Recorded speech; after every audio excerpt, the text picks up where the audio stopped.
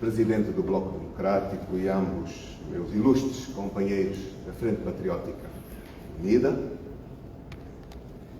aos digníssimos presidente honorário do PRS, com muita satisfação, eu o vejo aqui, Dr. Eduardo Pangana, ao presidente da Casa CE, Dr. Manuel Fernandes, aos ilustres membros das direções do Prajácio de Angola, do Bloco Democrático, da UNITA, a todos os ilustres membros das organizações da sociedade civil aqui presentes, aos membros do corpo diplomático, aos digníssimos convidados, minhas senhoras e meus senhores. A UNITA, através do seu Governo Sombra, vem mais uma vez prestar à nação o seu contributo no sentido de melhorar os instrumentos de gestão e encontrar caminhos para a saída da crise económica e financeira em que o país se encontra mergulhado. Falo num momento em que a Assembleia Nacional começa a preparar a discussão do Orçamento Geral do Estado para 2024, instrumento de suma importância para a vida das populações e, quiçá, para o desenvolvimento do nosso país. Nesta conformidade, a UNITA convidou para esta conferência sobre os desafios económicos e o Orçamento Geral do Estado ilustres especialistas que aqui são palestrantes que vêm partilhar com o país o seu saber em busca de soluções para os desafios que o país vai enfrentar. Minhas senhoras e meus senhores, o nosso país vive uma profunda crise económica que é reconhecida por toda a gente, dentro e fora do país. A pobreza e a extrema pobreza são marcantes no momento atual. A diversificação da economia tornou-se uma miragem, pois o petróleo continua dominante do Orçamento Geral do Estado, apesar das engenharias em estatística do nosso governo. Estatística e engenharias que ninguém consegue acompanhar, senão, infelizmente, o próprio governo. Mas é estranho que estas referências negativas, pois nós temos tudo, mas mesmo tudo, para sair desta crise. Temos tudo para inverter esta pobreza e a pobreza extrema. Nós temos tudo para recolocar o sorriso na face dos angolanos. A solução não está nas riquezas do país, que felizmente são muitas. A solução também não se pode apontar à incapacidade dos quadros, porque, embora precisemos sempre de mais e melhores quadros, eles existem. A razão da nossa crise está nas políticas públicas, está na opção dos políticos, está na opção dos governantes, está na opção do líder do governo. Angola é um dos países mais ricos do mundo. Tem tudo.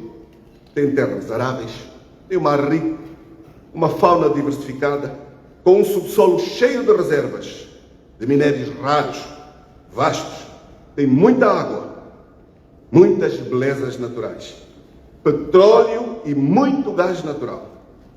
Uma população reduzida em função da superfície do país. Um clima maravilhoso. E até aqui nós temos sido pouco sujeitos às mudanças climáticas. Ainda podemos dizer que vivemos numa região nunca atingida por ciclones, por terremotos violentos, por tufões, etc, etc.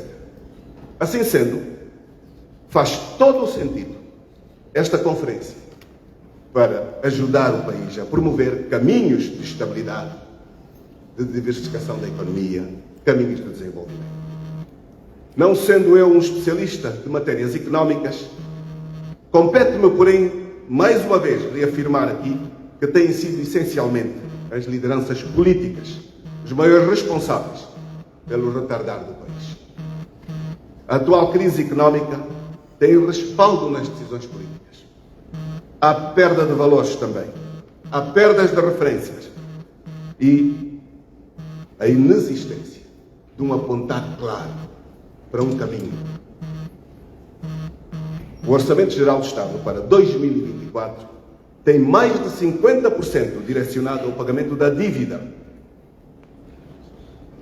E isso só pode conduzir a um verdadeiro desastre. Especialmente se continuarmos a negar as reformas que todos exigem e que todos sabem ser incontornáveis. Não será possível atingir meta alguma sem as reformas políticas e administrativas. Continuar a manipular os números, continuar a abafar os empresários genuínos, continuar a substituí-los por governantes corruptos, continuar a negar a realização das autarquias locais, continuar a manter o poder judicial e legislativo amarrados e como caixa de ressonância do chefe do regime, isto sim é que não nos terá solução alguma. Só com um forte travão a todas estas más práticas é que poderemos alcançar metas de servir o país e desenvolver um país para todos. Esta conferência, estou seguro, vai propor imensas soluções. Vejamos aqui, e convido a todos, a fazer um olhar muito rápido ao que aconteceu ontem em Portugal. Uma suspeita de corrupção, uma suspeita de favorecimento em contratação pública levou as instituições a investigar inclusive um primeiro-ministro com uma maioria substancial, a investigar os seus ministros e a prender membros do governo. A Procuradoria-Geral da República em Portugal, assumindo toda a sua independência, atuou em defesa do interesse público e atuou em defesa da transparência. E um primeiro-ministro que tem uma maioria absoluta na Assembleia Nacional, podendo até resistir, optou valorizar a democracia, optou valorizar o bom nome das instituições, optou valorizar e elevar o papel de um primeiro-ministro e apresentou a sua demissão. Porque poderia não ter feito, poderia ter resistido, poderia ter estendido, mas optou apresentar o seu pedido de demissão e colocou-se à disposição dos órgãos de justiça. Era possível estes factos terem lugar em Angola? As nossas instituições investigariam o Presidente da República em Angola?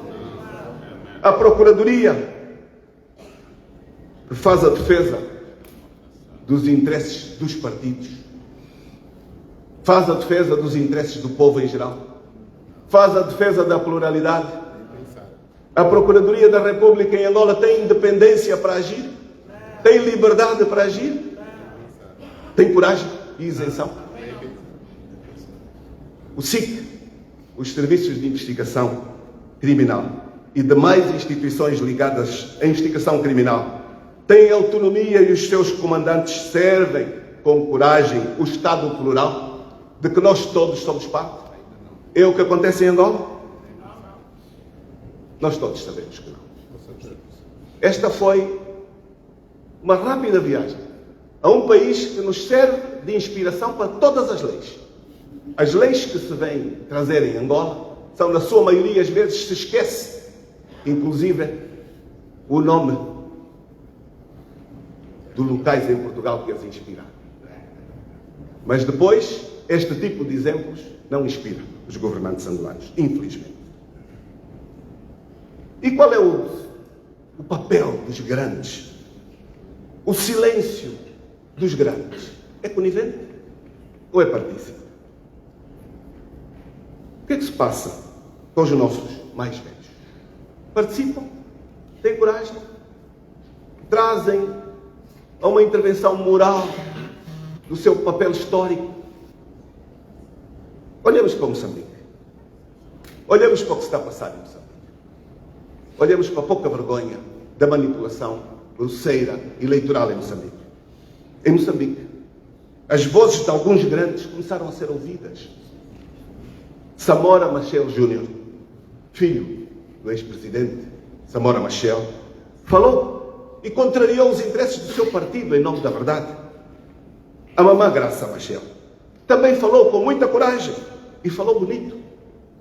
O antigo presidente da Comissão Nacional Eleitoral de Moçambique também falou e assumiu de forma muito crítica as manipulações eleitorais. E aqui, em Angola, os mais velhos precisam de trazer a sua voz e a sua ação para que o país perceba que eles não abandonaram. Urge escolher Angola,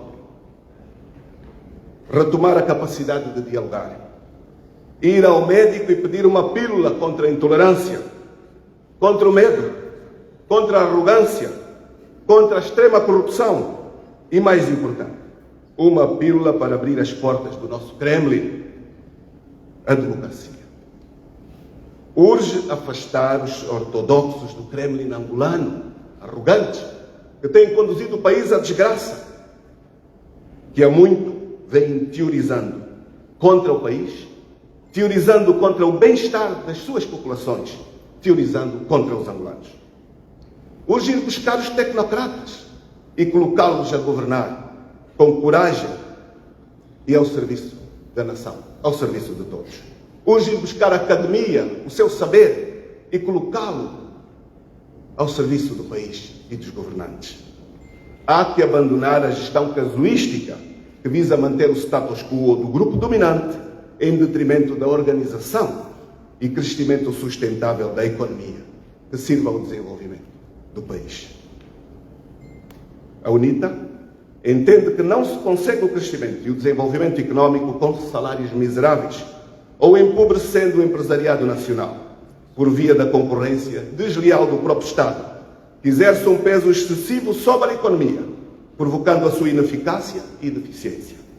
Os vencimentos da função pública devem aumentar e não de forma paliativa. Ajustes de 5% não compensam os números da inflação. E muito menos se o governo não coloca um freio na especulação dos bens primários.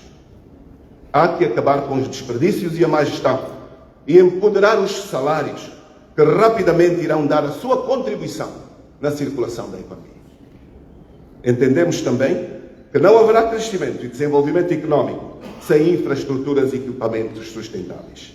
E com isso, não nos referimos apenas à edificação de aeroportos e outras estruturas, provavelmente hoje alguns pensados de forma megalómana e candidatos a potenciais elefantes brancos que tão bem conhecemos. Falamos da necessidade urgente de canais de irrigação para a agropecuária e a indústria. Falamos da necessidade de aumentar a capacidade de fornecimento elétrico e estender as vias de comunicação que sirvam todo o território nacional. Vias primárias, secundárias e terciárias que ponham os produtos nos grandes mercados. Há que baixar urgentemente os preços dos bens essenciais, da cesta básica e os preços dos materiais de construção. O governo deve provar que não está apenas a governar para fora, a agradar os parceiros estrangeiros. Quando se paga a dívida pública com aquela parcela de orçamento, aquilo também significa abandonar Angola e os angolanos. Caros convidados, minhas senhoras e meus senhores, a classe empresarial joga um papel determinante no processo de crescimento económico e desenvolvimento social de um país, e naturalmente também do nosso. Sem uma classe empresarial forte e organizada, qualquer país se afunda e o seu povo dificilmente vencerá os seus desafios. Infelizmente, esta é a realidade com que nos batemos em Angola, onde a verdadeira classe empresarial é, na sua maioria, artificial, de obediência partidária, domada e subjugada pelo regime através de grupos empresariais clientelares que abocanham o pouco que há, beneficiando inclusive de linhas de crédito especialmente direcionados com a garantia do Fundo Soberano do Estado. Para tanto, basta ver como está a nossa classe empresarial, a produção de bens e serviços, a problemática do emprego e o desperdício da força de trabalho, bem como o serviço da banca, que não faz mediação no nosso espaço interno. Minhas senhoras e meus senhores, a realidade económica do nosso país é endémica, não se vislumbrando grandes perspectivas de solução a curto prazo e médio prazos, enquanto o tecido social se vai degradando cada vez mais e as vidas das pessoas definhando. Hoje em dia, para as famílias organizarem uma ou duas refeições, é um Deus nos acuda. Num país portentoso, do ponto de vista dos recursos naturais e potencialidades económicas. Caros convidados, minhas senhoras e meus senhores, a diversificação económica não se faz com decretos presidenciais e disseminação de propaganda enganosa nos meios da comunicação social. A diversificação económica faz-se com um trabalho árduo, com programas e projetos, com a ciência, promovendo a competitividade, tendo o mercado aberto, com espírito de serviço e de missão e com absoluta transparência nos atos públicos. Olhemos para alguns poucos exemplos. A história da Gestel é um exemplo de esquema colossal de esbulho do erário que aqui partilhamos. A empresa pública foi criada para investir em múltiplas localidades e produzir arroz, milho, soja, feijão e criação de gado, bovino, suíno e aves, mas pouco ou nada vimos dessa produção. E pasme-se, abocanhou do erário público perto de 800 milhões de dólares, em parcelas anuais de 60 milhões de dólares. Como se não bastasse, o executivo atual privatizou as respectivas fazendas, sem trazer a público qualquer nota de balanço. Depois de tão grande investimento, partilha-se entre os amigos, entre os militantes. E assim vai mal o país que temos. Temos vários outros exemplos, como este. Temos o exemplo do Polo Agroindustrial do Capanda, a quem se dirigiram 545 milhões de dólares. Temos a Fazenda Agropecuária de Cacanda, a quem se distribuiu 70 milhões de dólares. Temos o Polo Industrial da Timinha, que recebeu para cima de 400 milhões de dólares. E quais são os resultados destes investimentos públicos todos? Quais são? Quais são os resultados? Uma destas recebeu a produção do açúcar. Qual é o preço do açúcar hoje? Um verdadeiro escândalo. Quanto custou ao Estado o finado Presilde, a rede de supermercados Nosso Super e a cadeia Poupa Lá? Nada mais, nada menos que para cima de 600 milhões de dólares. O Programa de Desenvolvimento Rural e Combate à Pobreza consumiu dos cofres do Estado cerca de 5 mil milhões de dólares, mas não reduziu a pobreza endémica. Há falta de visão, há falta de patriotismo na liderança do país que temos. Enfim, os valores aqui expressos tiveram como origem todos o Orçamento Geral do Estado. E os seus efeitos são nulos. A diversificação da economia não saiu do papel.